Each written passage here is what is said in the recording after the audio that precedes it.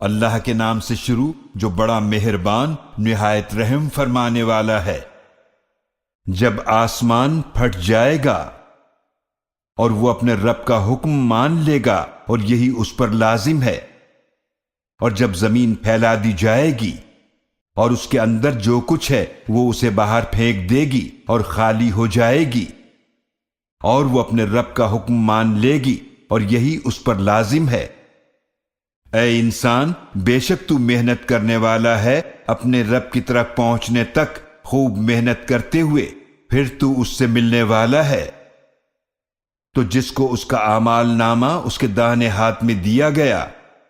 تو عنقریب اس سے آسان حساب لیا جائے گا، اور وہ اپنے گھر والوں کی طرف ہنسی خوشی واپس آئے گا۔ اور جس کو اس کا اعمال نامہ اس کی پیٹھ کے پیچھے سے دیا گیا تو عنقریب وہ موت کو پکارے گا اور وہ بھڑکتی آگ میں جھلسے گا۔ بے شک وہ دنیا میں اپنے گھر والوں میں خوش تھا،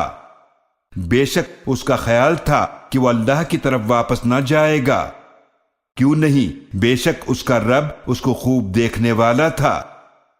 تو مجھے قسم ہے شام کی سرخی کی اور رات کی اور ان چیزوں کی جن کو وہ سمیٹ لیتی ہے،